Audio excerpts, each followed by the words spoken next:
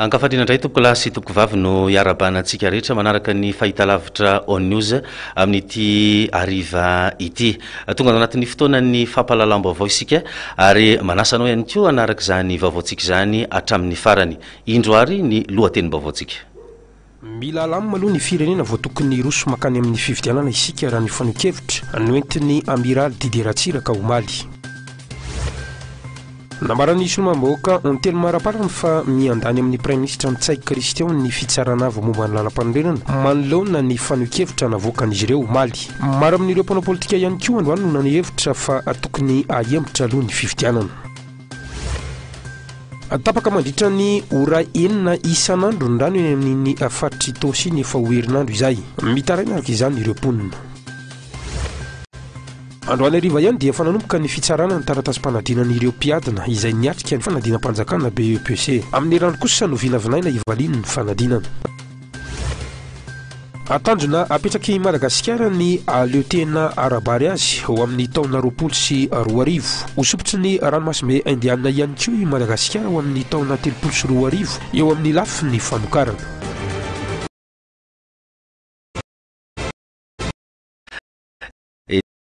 Tiana ny mampafantatra antsika fa ivahiny ao anatin'ny Honor Magazine, zany hoe aorian'ny ity fampahalalam-baovao ity, reo mpitantana ara-teknika avy ao anivon'ny Bary any Madagasikara, reo mpanazatra mpanampy moa zany, ao i Maître Popol, eo ihany koa i Maître Franklin. Fa ny anomboantsika ny vaovao ny pejy politika, taoriny reny fanapahan-kevitra navoaka ny fitsarana avy momba ny lalam-panorenana ireny dia betsaka reo mpanao politika no naneho hevitra mahakasika ny raharam-pirenena.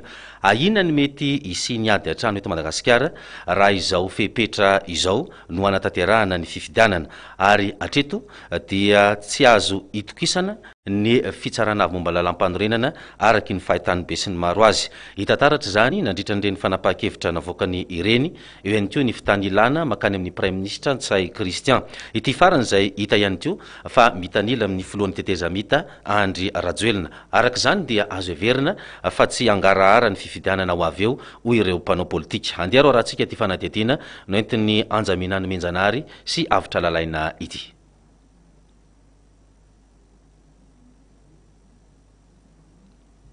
Mampamitra-panontaniana ny maro ny tsy fiandaniny ny fitsarana avy momba ny lalam-panorenana na ny ACC amin'ny antokona kandida manoloana ireny fanapahan-kevitra izay nivoaka ny alarobia teo ireny. Tsy karitra mantsy fa tao nisy ny fanavakavana tamin'ireo kandida izay nangataka fanazavana satria tao anatin'ny 420 ora monja dia namaly ny fangatahana nataon'ny Prime Ministre Ntsay Christian ny ACC raha toa ka tsy nisy azo raisina kosa ny fangataham-panazavana nataon'ireo kandida sasany raha tsy resaka fotsiny ny fangatahana nataon'ny Ramatoa Sarara Bearso sy ny kandida Solo Norbert. Araka izany dia azo heverina ny mety tsy hisian'ny filaminana sy fitoniana aorian'ny fifidianana fa mety hiteraka korotana sy ady hatrano raha ny fahitandreo mpanao politika ny raharaham-pirenena ankehitriny.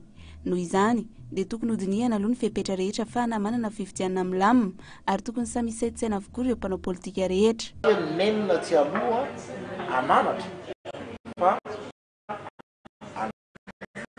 raha toka kasana amin'izay korotana izay dia rehefa avy eo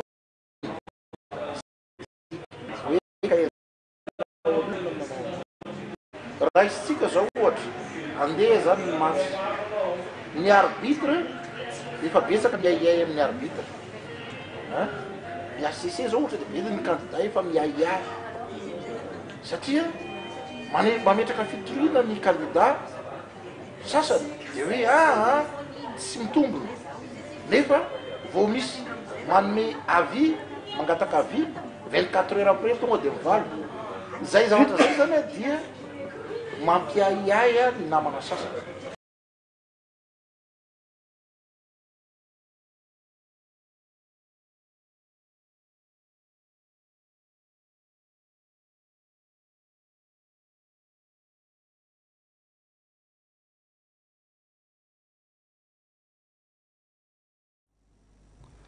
zay moa zany ny fanokevitra politika voalohany fa manana ny heviny ihany koa ny solombavam-bahoaka voafidy tany Sambava Zokovonjy mahakasika izay fanapahan-kevitra navoaka ny fitsaranavy momba lalam-panorenana izay.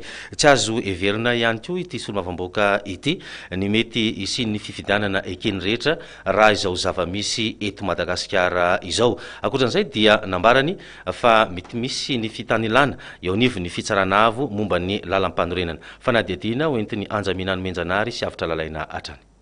Tokony avela ilamy aloha ny tany sy ny firenena vao miroso amin'ny fifidianana isika eto Madagasikara. Maro ny fepetra tsy feno sy ny tsy fanarahan-dalàna hita amin'izao fikarakarana ny fifidianana izao ka mety hiteraka krisy sy olana vaovao indray izany ka vao mainka ampitotongana ny toe-karena malagasy izay efa hita fa miarina amin'izao fotoana izao taoriana indreny krisy sy tetezamita nandritra ny 5 taona ireny.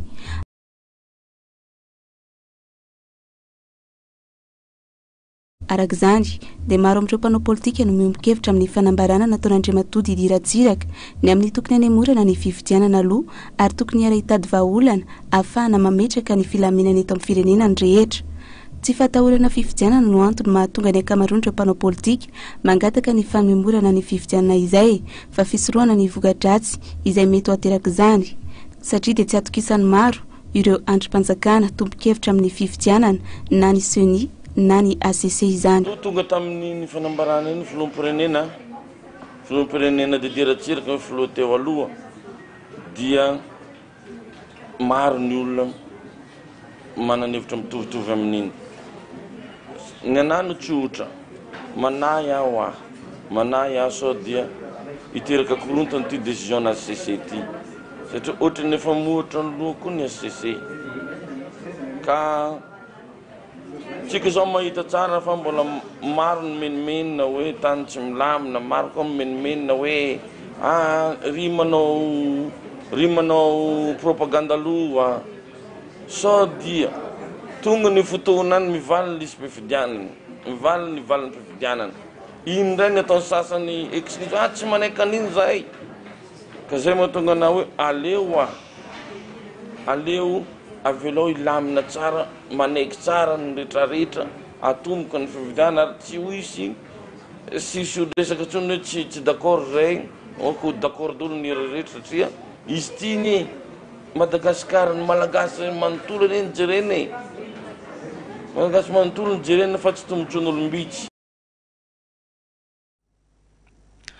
Izany no amin'izay lafiny politika izay isika omaly moa no nanao valandresaka ho an'ny mpanao gazety ny filoham-pirenena teo aloha ny amiraly Didier Ratsiraka. Tao anatin'izay no nitondrany ny heviny amin'ny fahataniny raharahampirenena mizara 3 lehibe moa izay fanokeviny izay eo ny tokony mbola tsy hanaovana ny fifidianana aloha fa tokony roso amin'ny fampiresahana. Eo ihany koa ny fomba fiheverany ny mahakasika ny fanapahan-kevitra izay navoaka ny fitsarana avo momba ny lalam-panorenana fa akoatr'izay ihany koa dia mahakasika ny fidiran'ireo antsony hoe communauté internationale na ireo fianakaviam-be raisam-pirenena amin'ny raharaha anatiny eto Madagasikara. Arahoary ity fanadihadiana hoentin'ny Gasikara Fenisoa eo amin'ny sary ny voara rabenahy ity. Namoaka ny heviny mikasika ny fitoliana napetraka ny kandida laharana fahatelo Tabera Randriamanantsoa ny ACC izay nilaza fa ny ACC irery ihany no mafia amin'ny ady mikasika ny fiantsonan'ny mpifidy amin'ny fifidianana filoham-pirenena. Amoaka didy mpitsarana mifandraika amin'io fitoliana ihany koa anefa ny filan-kevim-panjakana amin'ny talata ho avy izao. Manodidina izany indrindra dia naneho ny heviny tetsy amin'ny kalitaona ny amiraly Didier Ratsiraka alina manaloza ho an'ny firenena eo anatrehany izao zava-mitranga izao ny amiraly Didier Ratsiraka ka mangataka ny tokony anemorana ny fanatanterahana ny fifidianana noho ny antony maro araka ny anambarany ny fandaminana tokony atao vao tokony iroso amin'ny fifidianana. Ohatra amin'izany ny fanisam-bahoaka, ny lalam-pifidianana, ny lalam-panorenana, eo ihany koa ny bilita tokana. Ko ia hoe raha mandeha amin'izao fifidianana io ka tsy misy arofanina ka tsy milamina ny tany sy ny fanjakana tsy mazava ny fitsipy-dalao dia korontana mamofady no hitrangeto gamba tsy fankahitany ty Madagasikara malalantsika tika hoe ia hoe amin'ny miaramila amin'ny tenako ary efa nienena fa hoe tsy maintsy iaro ny tanindrazana iasa ho ny tanindrazana mandra-pahafaty dia mijoro ny tena mba hoe aloha sakanany zany fa so nambaran'ity filoha teo aloha ity fa nahoana no tsy ampiasain'ireo firenena mandroso ny bilita tokana sahala amin'ny Amerika, Alemaina sy Japon fa maninona no isika malagasy no ampiasa izany. Nokian'ny amiraly Didier Ratsiraka ihany koa ny daty anatanterahana ny fifidianana amin'ny fahafitony volana novambra ho avy izao. Tsy mifanaraka amin'ny lalam-pifidianana izany izay milaza fa tsy azo atao ny manatanteraka fifidianana anatin'ny vanim-potoana ny orana, hoatran ny amiraly Didier Ratsiraka. Za dia mbola mino maromarona fa mbola azo atao no misakana n'ity fifidianana ity atao amin'izao fotoana izao. Za aloha dia mino mangataka an-tanany toa miangavy mihitsy vahoaka malagasy ny mpahay-lalàna ny mpitondra fanjakana. Aleo alamina aloha ny zavatra rehetra zay tsika vao mandeha miroso amin'ny fifidianana.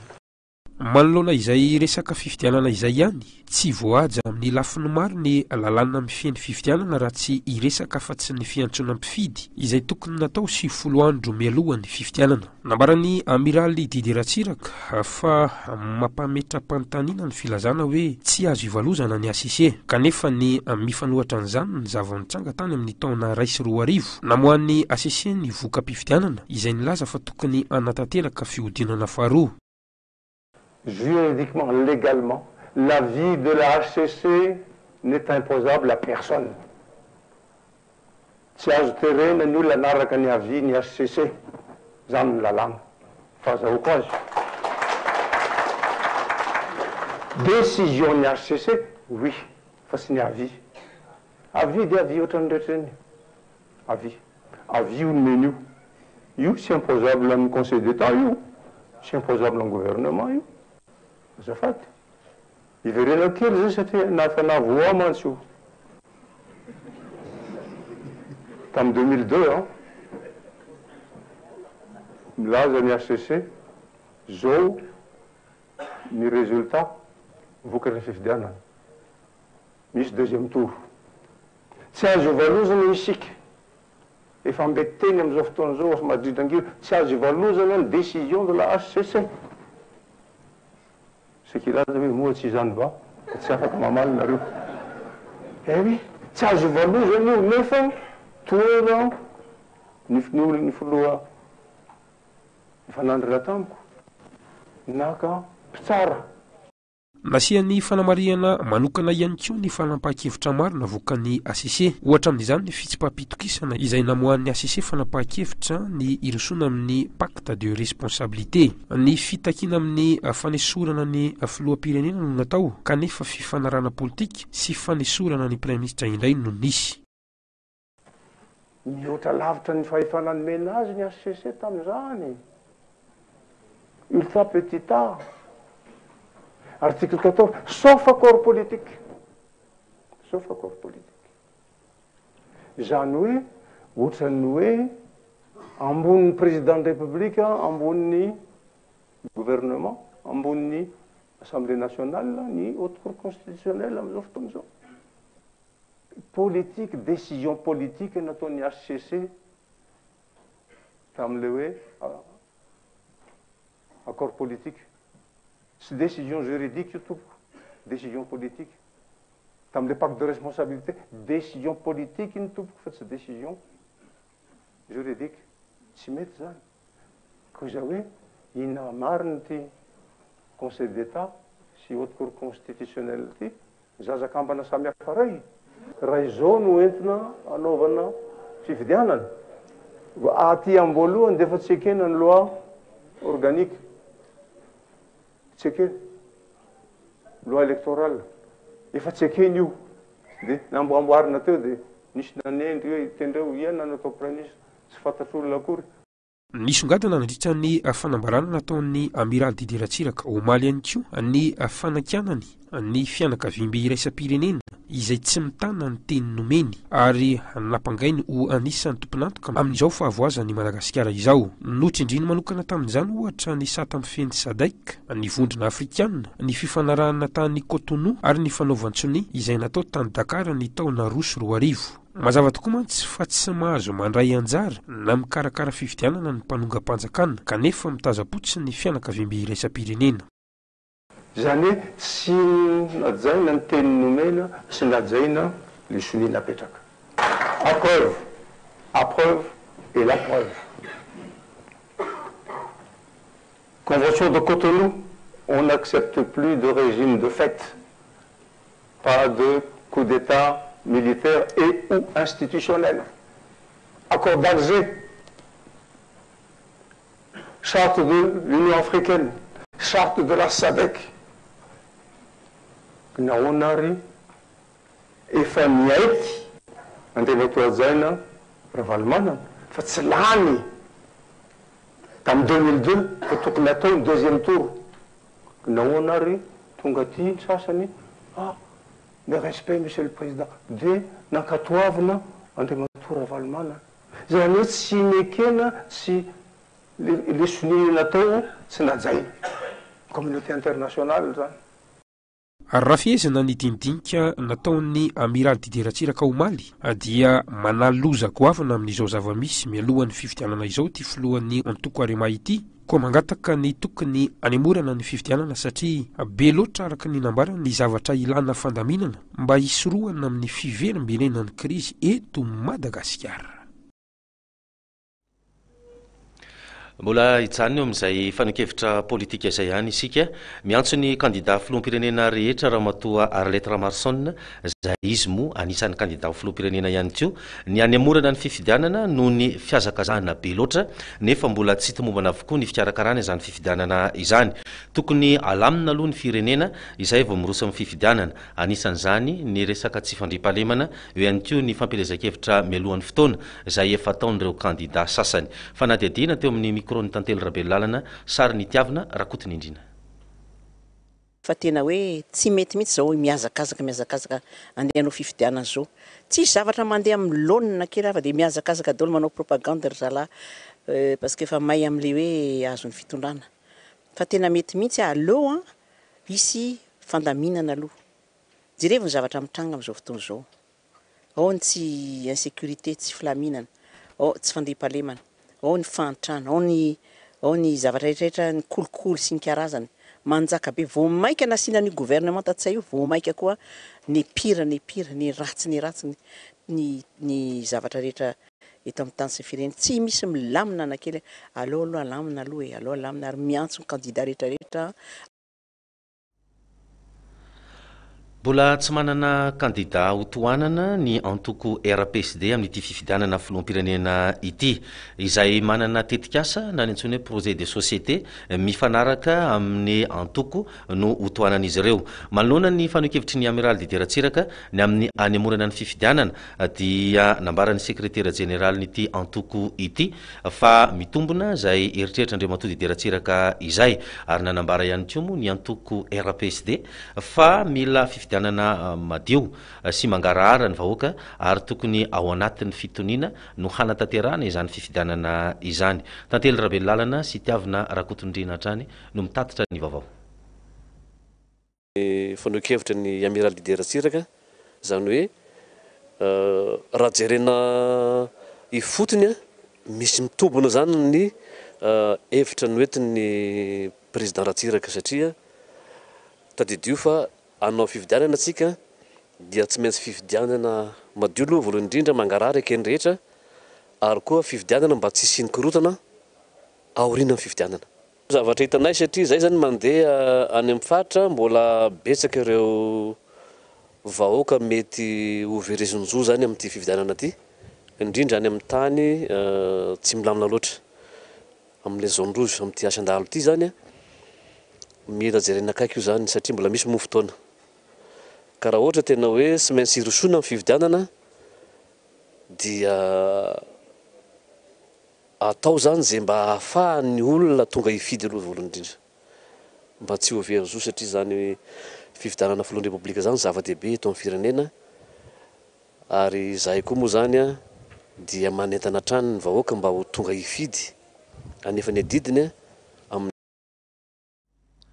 tsy alalavitra isika fa eo amin'izay fanokevitra politika izay ihany maro moa ny fanokevitra politika taoriny reny fanambarana nataon'ny fitsarana avy momba lalam-panorenana ireny ka manoloanan'izay indrindra dia mahakasika ny fangatahanyireo kandida maro ny amin'ny tokony hanemorana ny fifidianana sy ny fanarenana ifotony dia manana ny heviny ihany koa ny olotsotra izay sendra ny mpanao gazetiny ONR TV maro tamin'ireo olotsotra no nilaza fa ilaina aloha ny fitoniana izay vao tokony irosa amin'ny fifidianana toy ihany koa ny nanambara fa ny fafitony volana novambra no anaovana ny fifidianana fa ny raisan'ireto olom-pirenena ireto anefa dia ny fanarenana ifotony aloha no atao ary ahemotra ny fifidianana fandraisam-peo ny Jenita Solalalaina teo amin'ny sariny rivo rakotony irina raha araky ny fahafantarako azy aloha araky ny mahazokozokony ahako a satria efa mba betsaka ny zavatra nandalo tamby zany ny fifidianana io raha araky ny fijerika azy zao a tena ohatran'ny alao a rehefa fotoana ohatran'izao dia amafisina tsara zany a ny lalàna momba ny filaminana aloha satria ohatran'ny raha araky ny fijerika azy zao ohatran'ny zavatra marombahana le izy dikan'izay zany a milina milamina tsara aloha izy a zay vao atao fifidianana alao mandamy fotoana zany a mba azahoana tsara mandamina an'le izy dia efa reo moramora foana ny fifidianan'ny olona fara zao ohatran'ny zavatra rombarombahana fotsiny dia tsy mandeha araky ny tokony ho izy zany za mieritreritra fa tokony olosaona ny fifidianana dia mino fa tsy misy korotana firmakaiza akory misy ihany pitipitsony kely mety tsy ampitovhevitra fa tsy zay kosa akory no animba mananganana tsika hoe ampiadina pisiny sakory karetin'ny firenetsika satria samolo-kely kory rehefa otraka reo malala tsara zany atao fifidianana zany ka izay ny antony lazako hoe tokony fifidianana reo natao dia fondation miandalana ihany ya raha mahita moa reny tolona teo amin'ny trésime reny nandritry ny fotoana naharitra zay ny raha ny antoko tao ny mapara tao ny avia nisy koa tsy niankina dia niaran'ny tolona fa rehefa ho avy ny fananganana ny gouvernementa vaovao fanendrena premier ministre teo dia efa hita tokoa fa misy olana asa mitonilana any amin'ny mapara ary rehefa tonga ny premier ministre vaovao a dia saika mbola hitondra iny tolona ho an'izay tsy mieritreritra hoe tsy niarahana nanolotry ny premier ministre iny ary raha mahita amin'izao fotoana izao fa ny fitondram-panjakana na ity gouvernementa vaovao ity ara dia mitanila tokoa satria raha nisy ara pré-campagne dia efa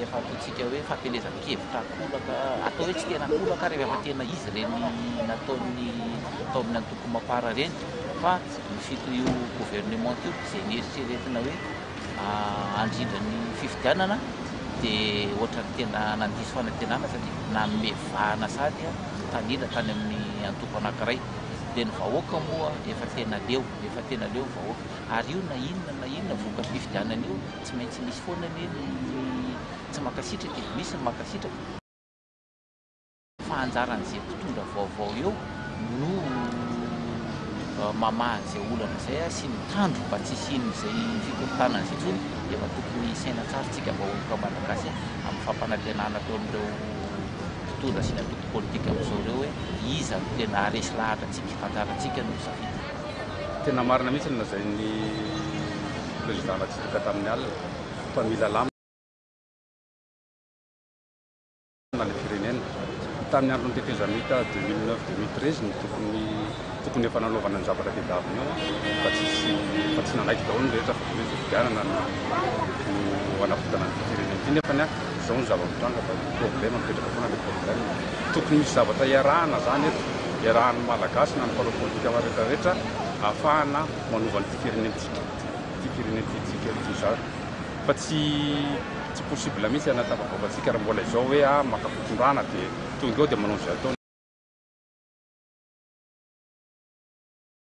tsy ho afaka tsy afavela amin'ireo fanjanahantany mihitsy tsika fanjanahantany raha mbola mitozo zavatra zao dia korotana foana miverimberimetsika ty araky ny hevitra tokony iroso ary tsy hovana mihitsy le fandaharana efa misy eo dia avy eo indray mandamina an'izany fandaminana anaty zany miditra indray le io milaza andamina amin'izao fotoana zao io miditra amin'le ady hevitra amin'ny manaraka rehefa ao anatin'ilay constitution tsara tsika amin'le hoe eo le fifidianana atao afaran'izay mbola toizina hoe ahoana ny evomba n'le fandaminana anaty taloha lazainao teo tsy dia voahomana loatra le hoe fifidianana fa salany hoe atao tefo maika le izy pahatsivina moa isika fa hovahino anatin'ny honneur magazine rehefa avy eo raha zafindralambo Jean Paul na maître Popol mpanazatra mpanampy avy anivon'ny Bariany Madagasikara eo ihany koa i maître Andriamanarivo Franklin maître Franklin mpanazatra mpanampy ihany koa eo amin'ny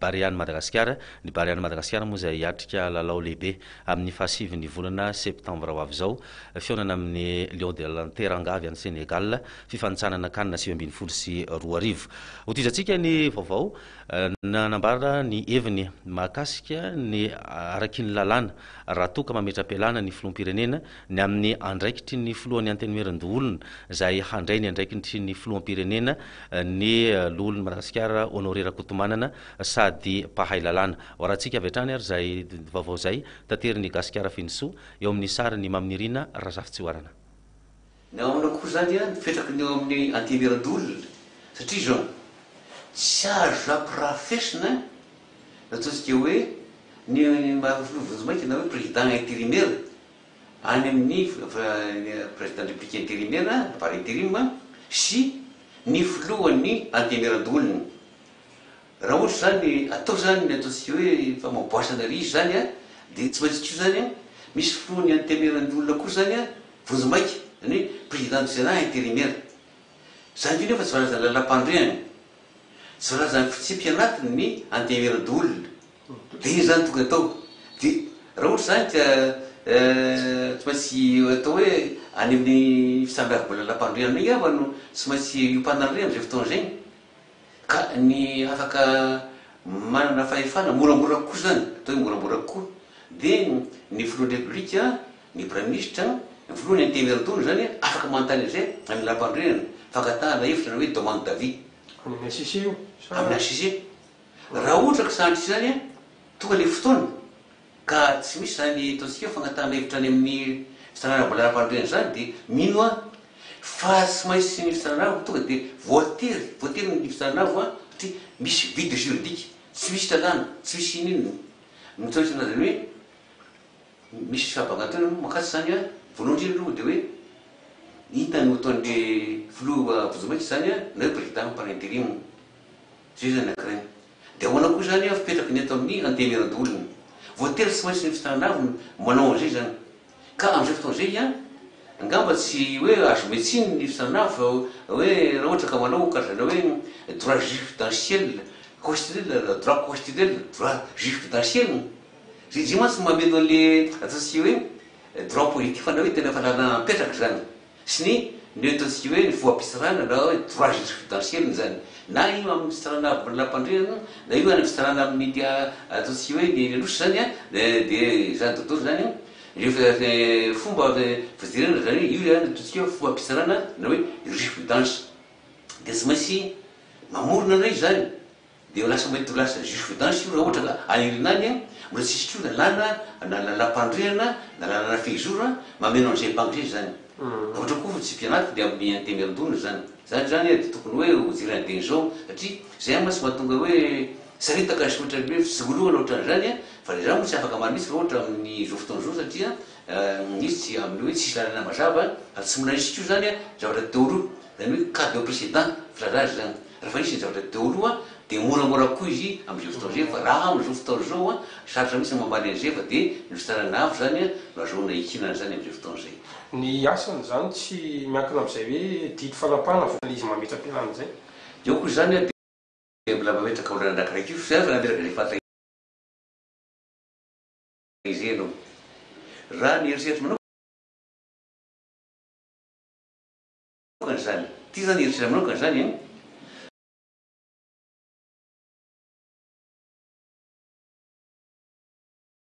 laza masy teo fa de hoe tsy azo ampirafisina ny asan'ny hoe mahafilovony maika na président intérimaire ny filohan'ny intérimaire-ndolona sy mahafilohan'ny intérimaire-ndolona azy tsy afaka mikasika anao amin'ny intérimaire-ndolona tsy mizy raha hoe président de république intérimaire tsy afaka mikasika anao tsony satria ampiarina aminy indimy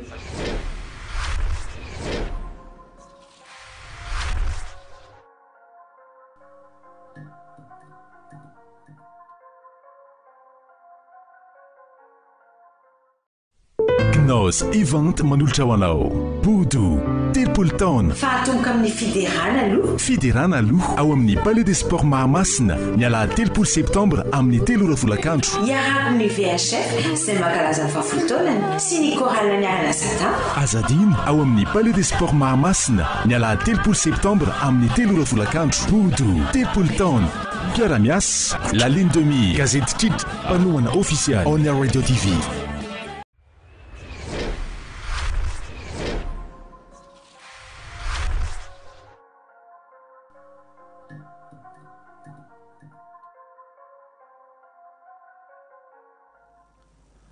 Hotoizantsika ny fampahalalam-baovao eo amin'ny lafiny fampianarana ny farana androany ny fanadina mpanjakana BEPC ho an'ny farim-piadidim-pampianarana rehetra manirana ny nosy ny sokajy A no namarana izany androany tsy nisy ny olana nandritra ny fanatontosana ity fanadina mpanjakana BEPC ity ary efa hanomboka androany sady ny fitsarana ny taratasy-panadinana araky ny fanazavana avy eo anivon'ny ministera. Clara Raolomanantso faneolaran-drenantenaina avitra lalaina no mitatitra ny vaovao. Nizotra mpilaminana ny fanadinana BEPC manerana ny nosy nandritra izay efatrandro izay. Ireo sokajy A no namarana izany androany tamin'ny taranja teny vahiny. Nanambarany teo anivon'ny ministeran'ny fanabeazana fa afaka niatrika izany tamin'ny mpilaminana tanteraka ireo mpiadina. Anomboka androany kosa ny fitsarana ireo taratasy-panadinana ho an'ny ankamaroany ireo farim-piadidim-pampianarana eto Madagasikara ka hivaly ao anatin'ny 10 na 10 andro eo izany raha ny fantatra. Nilaza moa ireo mpiadina fa ny taranja siansa no nampanany sarotra azy ireo atao aorian'izay fanadinana izay dia misy amin'ireo mpianatra no mbola tsy ala sasatra na hanao fety fa miandry ny valim-panadinana aloha. Manantena vao afaka aloha mbola miankina amin'ny namako fa niantso anaty zay lamako hoe miverena ty dia mety andeha zao zay mandehandeha ihany dia to dia sady mandehandeha ihany dia tonga dia mody afaka gao miandro valiny tsisy ka tonga dia mody manantena ihany aloha amin'izao fa tsy maintsy afaka za koa manantena fa tsy maintsy afaka ihany efa manezakezaka ihany atao SVT dia physique SVT aleo aloha akasaina tsara mihitsy fa rehefa afaka zay vao aleo rehefa afaka mihitsy aleo makasaina kely aloha tsy mety aminah mihitsy za fa rehefa afaka manalazy tsara manana tokonena ka niety le natao tany mbola tsy manalazy aloha makaina sady tsy tia manalazy zany fa mbola mianatra ka analazy dia manimba tena fotsiny le manalazy ireny fa aleo makaina ohatrany manantena fa afaka miandro vaniny aloha ka mbola miandro anefa aloha fa mbola miandro anisao sao dia tsy zava-dehibe ny fialan-tsasatry ny saina rehefa vita ny fanadinana tahaka izao na izany azy anefa dia mila lanjalanjaina ny zavatra atao raha tsikaritra mantsy dia miakely isan-taona ny salan-taonan'ireo ankizy manala ny fanadinana raha manity BEPC taona 24 ity manokana ohatra dia 9 taona no zandriny indrindra. Eo amin'ny pejiny fampandrosoana dia hosopotry ny ranomasimbe indianina Madagasikara amin'ny taona 34 eo amin'ny famatsiana vokatra. Izany raha teo moa no ezaky ny fitondram-panjakana mijoro ankehitriny amin'ny fametrahana fotodrafitrasa fototra sy maharitra toy ny fanamboarana tohadrano, ny fanamboarana lakan-drano.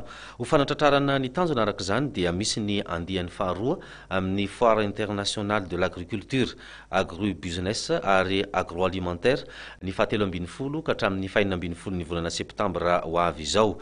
Isan'ny tanjona amin'izany moa dia ny azahoana famatsim-bola ho an'ny tontolo ambanivohitra. Jenita Solalaina sy Rivo Rakotonirina no mitondra antsika ny vaovao. manao ezaka lehibe ny fitondram-panjakana izay talian'ny filoham-pirenena Rajaona Armampianina ho fanampina ny tontolo ambanivohitra amin'izao fotoana izao. Isan'izany fametrahana fotodrafitrasa mifandraika amin'izany. Eo ihany koa ny tetikasa fanondrahana tanimbary eny amin'ny faritra maro eto Madagasikara. Maro amin'ireo tantsaha no efa misitraka izany amin'izao. Tsy afaka mionona amin'izany anefa isika raha tiana ny aleo tena tanteraka raha bokatra. Izany indrindra no antony karakarana ny Foire international de agriculture, agribusiness, agroalimentaire mba hisian'ny fifanakalozana ampiroborobo ny famokarana sy ahazoana fanampiana avy amin'ny sehatra tsy miankina na avy any ivelana izany na eto an-toerana. Mba hisy ny fifaneraserana misimisy koa amin'izareo mba hisy ny fiara-miasa mba hahafahan'ny famatsiana misy amin'ny tontolo ambanivohitra zany dia ny fiarahana miaraka amin'ny sehatra tsy miankina na ny eto ivelany any any eto toerana ny any ivelany ka izay zany no anisan'ny lara-pahamena amin'izao fotoana izao ny fitondram-panjakana dia ny firosoana anatin'izay fampifandraisana ny sehatra amin'ireo satria tsika tsara fantatsika fa mitandrina amin'ny telopolosoa koa dia ny fanaovana ny Madagasikara ho sotro ny ranomason'le Indiana amin'ny famatsiana vokatra ary indrindra ny fahatratrarantsika amin'ny tarambary ny fahaleovantena rambary zany fahavitantena rambary amin'ny taona 2024 izay tsy hoezaisona. Hitantsika izao fa manao ezaka lehibe ny fitondram-panjakana amin'ireny fanarenana an'ireo fotodrafitrasa manondraka ny tanimbary reny na ny tanimboly reny ireny anefa dia fantatsika fa 20% tantsahany no voakasiky ireny hatreto any amin'ireny toerana mahavoatra hitantsika rehetra reny eo reny fanajariana lehibe reny hatrany atsika ka hatrany mivaratra dia hitantsika fa maroso tsy miala amin'ny fijerevana akaiky ny fahasarana ny tantsaha-mandriana. Tanjona raha teo ihany koa ny hanomezana lalam-baritra ho an'ireo tantsaha mandritra ny ity hetsika ity. Azo antenena araka izany fa aleo tena arabary ka tsy hanafatra intsony Madagasikara ny taona 2024. Ny hetsika toy izao moa dia isan'ny lalana ho amin'ny fitadiavana lalam-baritra ny ivelany izay mbola tena olan'ny tantsaha eto Madagasikara. Hoeny amin'ny faritra Itoseny isika amin'ity vaovao manaraka ity. Amin'ny 12 ralina dia efa mifomatsaka rano ireo mponina eny amin'ny fokontany Ambojafy Itosy noho ny fahatapahan'ny ranon'ny Jirama matetika satria dia adiny 9 isan'andro farafahakeliny izany fahatapahana izany. Araka ny fanazavan'ny mponina dia amin'ny 5 ora maraina dia efa manomboka ny fahatapahan'izay rano izay ary tsy voafaritra ny ora izay iverenana izany. Andeha raha antsika ty fanadihadiana hoentiny Anjamina Nomenjanary eo amin'ny sariny afitra lalaina ity. Mandeha toerana lavitra vao afaka matsaka rano ireo mponina eny amin'ny fokontany Ambojafy Itosy raha tsy izay dia tsy maintsy mifoha amin'ny sasakalina vao afaka mahazo rano fisotro madio noho ny fahatapatapahany ranon'ny Jirama efa ho tapa-bolana izao. Saingy ny hamafy anefa izany nanomboka ny asabotsy lasa teo raha ny fanazavan'ny mponina. Araka izany dia mitaraina izy ireo noho ny tsy fahafahany manao ny asany andavanandro. Maro mantsy ny mponina eny toerana no mivelona amin'ny fanasana. Marina fa tapatapaka ny rano eto aminay. Izay tsy haiko zao ina ny antony tokony hatapaka an'le rano. Mbola tsisy hatramin'izao amin'ny 5 maraina dia amin'ny 7 alina vao mandeha. Tsy misotro rano loko dia tsisy mivola. Izay efa tsisy ny rano moa, inona ny vola azonay atao mihemana salamba rehefa tsisy le rano dia tsy maintsy raha sotroina aloha izay vao mikarama. Zay mbola tsy hitako hoe izany tokony hitarainana zany izy amin'izao ny toerana. Resaka rano zany ety amin'ny fokontany Ambojafy party amin'ny Bemasandro ray manontolo tena mampijaly fa ndrem-pahalemana tsy milamina nefany amin'ny 12 alina maka rano jusqu'à amin'ny 2 maraina dia torimaso tsy ampy ny trano tsisy mpiandry dia sahirana be zany vao aketo mba mangataka le Jirama raha azo atao indrindrindrindra na repitondra ao ambony mba heritreritra le momba le vahoaka majinika fa za dia disy variana loatra amin'ny politika dia efa tapa-bolana zay mbola tsisy mpanta mihitsy tety miandry ale amin'ny alina vao mahazo rano sotroina na ny ankizy ary tsy misakafo ao an-trano fa lasa sakafo an-tsena dia ny areti-kibo mamely satria ny rano tsy dia madio. Hatreto dia tsy fantatry ny mponina ny anton'izay fantapahana izay ary tsy nisy ny fampilazana mialoha raha nambaran'izy ireo hatrany. Mariana moa fa tsy ny amin'ny faritra Itosy ihany no ahitana izay fahatapahany ranon'ny Jirama izay fa saika ahitana izany avokoa ny faritra maro eto an-drenivohitra.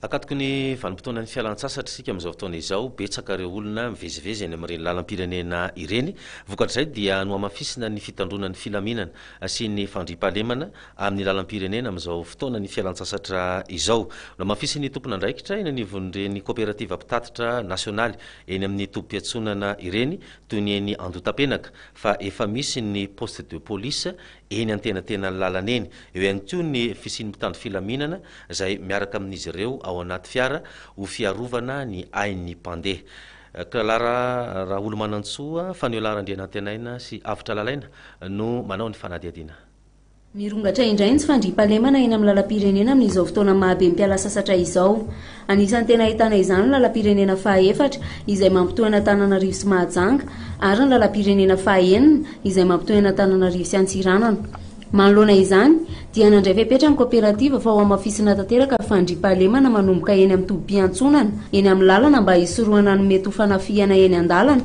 sy ny fanakanana nanambara ihany koa ny teo anivon'ny coopérative fa efa misy fiaraha-miasa amin'ny ATT mandritra izany mba hisorohana ny loza-pifamoivoizana ohatra amin'izany ny fanesorana ireny casseur de vitesse lehibe eny an-dalana ireny eo ihany koa ny fisiany ireny ambulance manaraka amin'ny fiara ireny mba hanamorana ny fitsaboana raha sendra misy ny loza tampo ary ihany koa ny fisiany mpiambina isaky ny fiara efa manao ezaka mafimafy kokoa zany ny ATT satria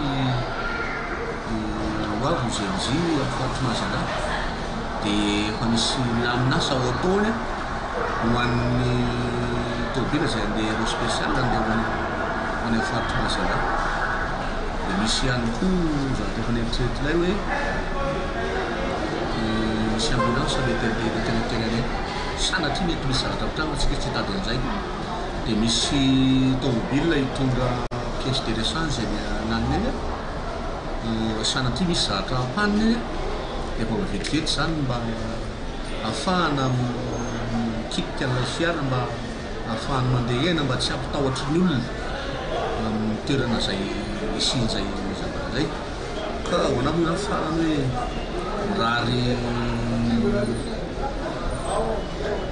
rary vakansa mahomby sy miendrika ho an'ny mpandeha erendoza sy ireny etraketraka maro samihafa amin'ny lalana zay rehetra malosina ny fiara maro ny antony mahatonga ny tsy fandriampahalemana na eny an-dalana na eo amin'ny tobim-piantsonana ao anatin'izany ny fisian'ireo olona mitsabaka andraikitra nefa tsy mpiasa ao amin'ny coopérative akory tokony ho maila araka izany mpandeha rehetra amin'ireny mpisoloky sy mpisandoka ireny indrindra ny fitandremana ny entany za zany manentana ny olona eto hoe mila maino rehefa midrato tsy mampatahotra koa sanatria satria betsaka ny olona misoloky eto ohatra hoe andeha ianao dia misy olona manakaiky anao ngaza fa andeha amin'io fiara io tapitra amin'ny telefôny mba hisokosany vadiko fa tapitra amin'ny crédit apitra lobata amin'ny telefôny fa tsy chargena azy mampidana telefôny ianao dia ianao varina mety miresaka fianakavirana mananana entana izy efa lasa mandehatso eo koa misy misoloky eto mivarotra volamena na salamizany be dia be ny zavatra mitrangy eto mety koa misy ny olona tsy manao ny asan'ny coopérative izay miteraka zavatra manahina ohatry ny anikao zao nahita olona salamizay olona tsy anaty coopérative lasa manao asan'ny coopérative rehefa nanontaniana izy dia lazay fa miandro tomobile rehefa ny tomobile lasa ny tsisy tomobile koa dia voatery tsy maintsy navoaka izy fa eto zany zay atoato no assainissement ho an'ny olona atao anatiny izay efa lasa tokony hanao fanaminy vady sa fanaminy ho an'ny olona manao asan'ireny manao asan'ny coopérative manao dokera setrareny satria tsy ilaina dokera ety satria efa misy an'ilay manao chargement sy manao déchargement any coopérative dikan'izay zany ho an'ny olona zay andeha amina faritra an-danany mila mahafantatra izy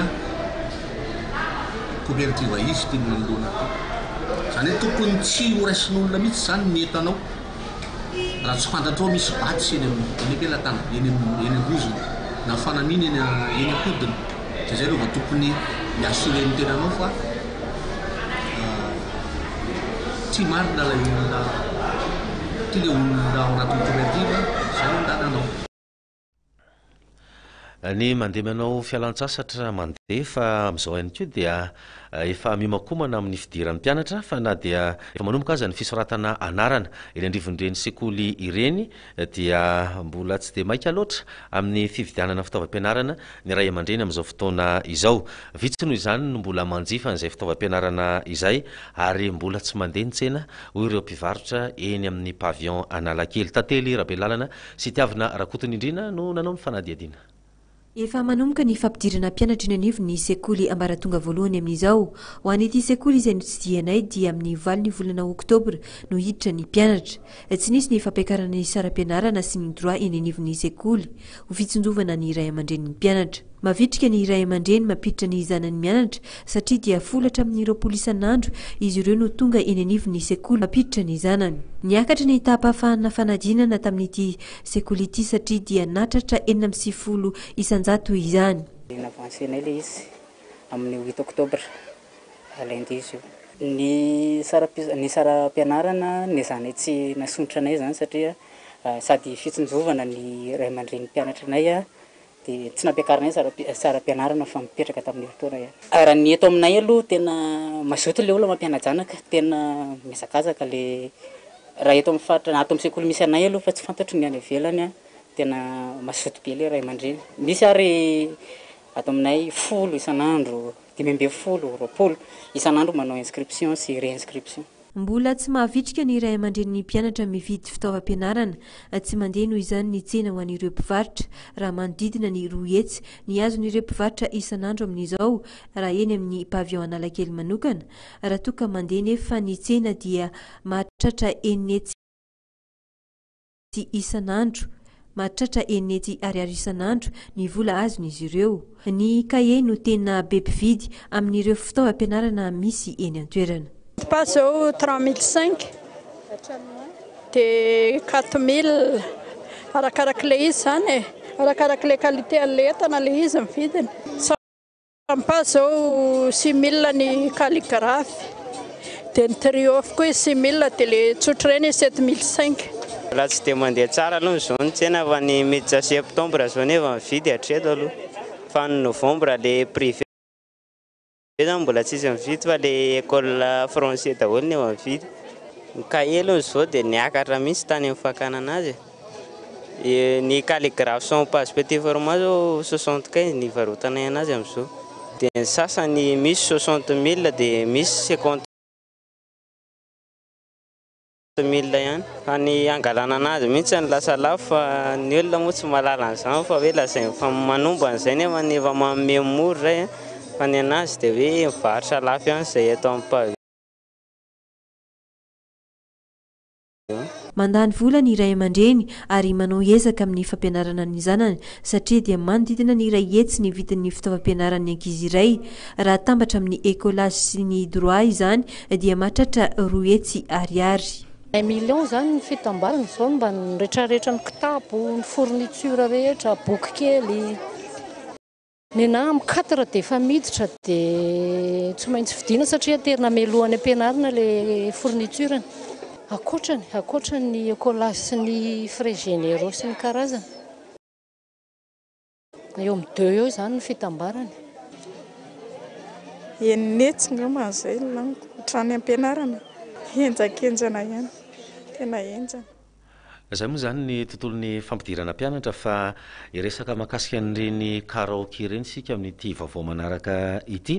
Mivoana amin'ny tsy tokony ho izy ny fialamboly izay nafinaritra ny maro teo aloha, izany hoe ny famonjena an'ireny karaoke ireny satria dia lasa fieren'ny ditra amin'izao fotoana izao ireny toerana fanaovana karaoke ireny. Mahatsikaritra sika fa isaky ny elakelan-trano dia saika ahitana an'izay fanaovana karaoke izay. Misy ihany anefa ireo mandray ny toerana fanaovana karaoke ho fialamboly. Ary ao ity fanadihadiana hoentin'ny tantely Rabelalana sy Tiavina Rakotondrindrina ity. Saika ahitana toerana fanaovana karaoke avokoa izao eny amoron-dalana rehetra eny. Ireo tanora no tena maro anisa voasarika amin'izany. Anisan'ny fotoana anararotan'ny ankizy latsaka ny 12 taona ivoanala ihany koa ny fisiany ity karaoke ity. mampanita-tsaina ny tanora nefa izany maro ireo tanora lasa mironany amin'ny ditra toy ny fidorohana zava-madomelona sy ny fisotroana ary ny fivarotan-tena na amin'ny andro izany na amin'ny alina. Tsy mety aminazy zany le izy, tsy mety amin'olona enjo makany. Amiko aloha zany le izy tsy mety fa amin'ny tanora sasany le izy tsy haiko e. Tsy haiko dia izay ihany. Ohatrany tsy dia mahafa-po anahy le karaoke satria olona mirevy ihany no manao anazy. Dia izaho nefa tsy mpirevy dia tsy manao an'ilay izy zany. Misy ihany anefa ireo tanora manao izany karaoke izany ho tena fialamboly. Le hirahira mahafinaritra sy ny tariny ankoatr'izay miresaka amin'ny namana dia mandindihy. Raha aminahy manokana aloha tsisy manosika fa le mba miaraka amin'ny ankizy dia miaraka raha aminahy dia le manao karaoke ny anahy tena tiako le mihira fotsiny dia mahita le olona mirevirevy fotsiny dia miarakaraka amin'ny zareo. Mamporoana aloha le izy e mamporoana mihitsy satria ny ankizy amin'izao ohatra ny somary avancé zany daholo satria ny fahazarany ratsy. Ohatrany hoe mba manala azy fotsiny fa tsy dia misy hoe zavatra bebe. Non, tsy mahita. Ohatra anahy aloha izao dia mihira fotsiny fa tsy misy zavatra. Maro ireo ray aman-dreny tsy mankasitraka ny firongatra ireny toerana fanaovana karaoke ireny raha ny tafarisaka taminay. Koa manao antso avy amin'ny fanjakana ireo ray aman-dreny nijerena akaiky ireny toerana ireny satria dia ankizy tsy ampitaona ny ankabeazany makany amin'ireny toerana ireny. Tsy misy noho izany ny fanaraha-maso ataon'ny tompon'andraikitra mahakasika izany fa lasa barana. Konazy tena mampanita-tsaina satria ny ankizy zany tsy mijanona fotsiny amin'le hoe rehefa misy fialam-boly tadiavina zany tsy mijanona fotsiny amin'le hoe mihira fa mihitatra amin'ny zavatra hafa mihitsy le izy, indrindra hoe misy toerana akaiky zany ohatrany hoe sady manana toerana fisotrosotroana le olona manana toeram-pandizana ohatran'ireny dia manita-tsaina tanteraka le ankizy. Zay ny fahitako anazy. Tsy tokony aloha atao akaiky sekoly ireny zavatra ireny na akaiky toerana misy vorovorin'ny tanora zany. Tsy tokony atao akaiky ireny zany. Fa tokony ampanalavirina ireny ary tsy tokony isy zany izay zavatra izay hoe any akaiky ireny toerana ireny dia asiana toerana fisotroana sy namany koa tena manimbaka izy le izy zany mijerika azy. Reny zany tokony hoe isy mpanara-maso manokana mihitsy dia tokony ho fantatry na fokotany ara misy tsy mahalala an'ireny akory. Tokony ho fantatry ny fokotany, tokony ho fantatry ny tompon'andraikitra ara-panjakana. Tena antony mampatonga azy mandeha any fa dia tsy voarara mihitsy fa dia mahita lalana andehanana makany foana ry zareo ary dia tena raha zany no mpitondra fanjakana dia rarako ny sin'ireny toerana ohatran'ireny satria manimba ny taranaka antsika malagasy ka tsika ray aman-dreny raha indrindra ny ankizivavy, ny ankizilahy moa indrindra rehefa tonga any amin'ireny toeran'ireny dia ohatran'ny misy sanatria amin'ny fitenenana hoe misy ohatran'ny zava-mahadomelona dia lasa manaonao foana dia lasa mirona makany fa tsy miraran'izay fianarana intsony ny tanorantsika amin'izao fotoana izao. Miangavy anareo izay ray aman-dreny mba tsy hiroboka amin'ireny zavatra tsy mahasoa ireny fa ny mahasoa aloha izay vao mahafinaritra tsinjovo no avy mba ho taranaka falaitahaka ny taranaka amin'ny zanaka malagasy. Samy manana ny zavatra mahaliana azy moa zany rehefa mamonjy karaoke ny tsirairay fa izy ireny dia tafiditra ao anatin'ny fialam-boly. Ampatsivina ianao fa isy ny Honneur Magazine manokana rehefa avy eo iarahana amin'ny Razafindralambo Jean Paul na i Maître Popol mpanazatra mpanampy eo anivon'ny Barian'i Madagasikara. Eo ihany koa Andriamanarivo Franklin mpanazatra mpanampy ihany koa amin'ny Barian'i Madagasikara satria azadiny fa hiatrika lalao iraisam-pirenena goavana ny Barian'i Madagasikara amin'ny 7 volana septambra ho avy izao etsy amin'ny Kianjabe Mahamasina. Isy ny resadresaka izay ifanaovantsika amin'izy ireo mivantana eto amin'ny Honneur TV. Azadiny ihany koa fa mandeha mivantana amin'ny YouTube izao fampalalam-baovao izao sy ny resadresaka rehefa avy eo ifanaovana amin'ireto teknisianina eo anivon'ny Baria ireto. Zay raha aloha namarantsika ny vaovao manome fotoananao rehefa avy eo ao anatin'izay Honneur Magazine manokana iresantsika momba ny Barian'i Madagasikara izay.